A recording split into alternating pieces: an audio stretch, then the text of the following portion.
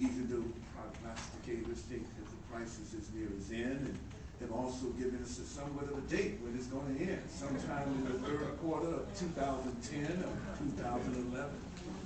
This crisis will, in some sense, mediate itself. While at the same time, Wall Street says that the crisis looks at it to come to the end because stocks are rising. The cost of stocks are rising. Next week they'll have another prognosis once they drop significantly.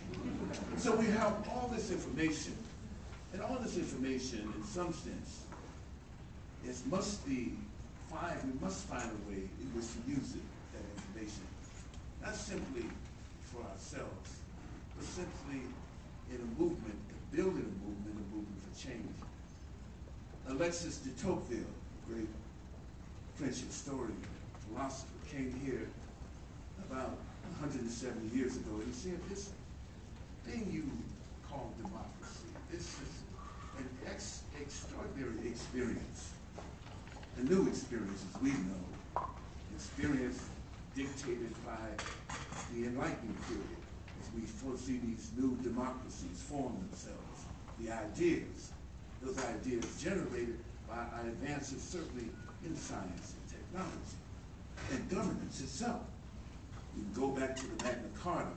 Magna Carta gave people right to use the forest, right to gather food from the forest, to sustain themselves. This process of human development that goes here. But he said this is a very interesting process. But what is necessary for it to succeed in all this capacity is informed, participating citizens. Whenever we think about democracy, it will become informed, participating citizens.